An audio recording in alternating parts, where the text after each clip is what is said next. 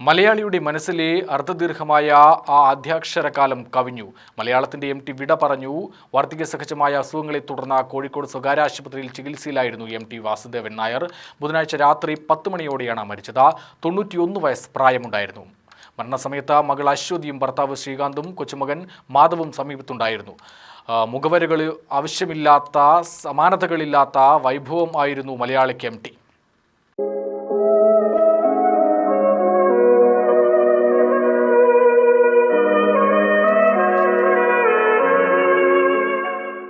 എല്ലാ അർത്ഥത്തിലും വിസ്മയമായിരുന്നു, ഇതിഹാസമായിരുന്നു M T. മനുഷ്യന്റെ മനോവ്യതയും സംഘർഷവും സമ്മേളിക്കുന്ന അക്ഷര നക്ഷത്രങ്ങളുടെ ഭാവതീവ്രത തലമുറകൾക്ക് പകർന്നു നൽകിയ എഴുത്തിന്റെ പുണ്യം. സാഹിത്യവും സിനിമയും പത്രപ്രവർത്തനവുമടക്കം കൈവച്ചതെല്ലാം പൊന്നാക്കിയ സർഗതീവ്രത. കണ്ണാടിയിലെന്ന പോലെ മലയാളി സ്വയം പ്രതിഫലിക്കുന്ന കഥാപാത്രങ്ങളെ സൃഷ്ടിച്ച സൂക്ഷ്മത.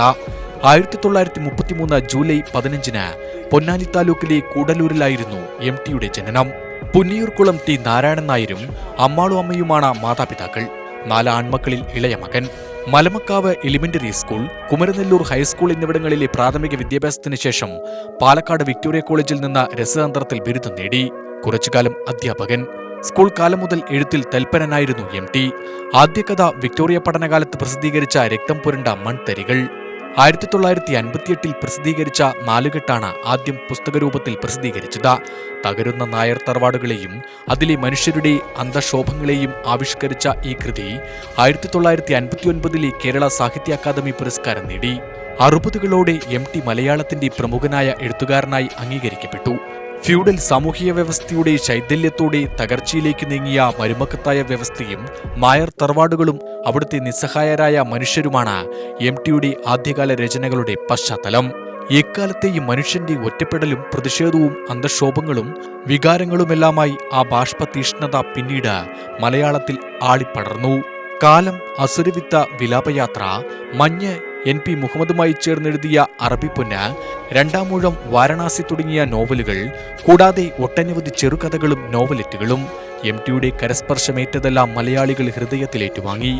1984 2ാമൂഴം പുറത്തുവരുന്നത്. ഭീമനെ കേന്ദ്ര കഥാപാത്രമാക്കി. മഹാഭാരതത്തെ ഭീമന്റെ വീക്ഷണത്തിൽ കാണുന്ന 2ാമൂഴം എം ടിയുടെ മാസ്റ്റർ പീസായി വിലയിരുത്തപ്പെടുന്നു. നൃത്താധ്യാപിക കലാമണ്ഡലം സരസ്വതിയാണ് ഭാര്യ.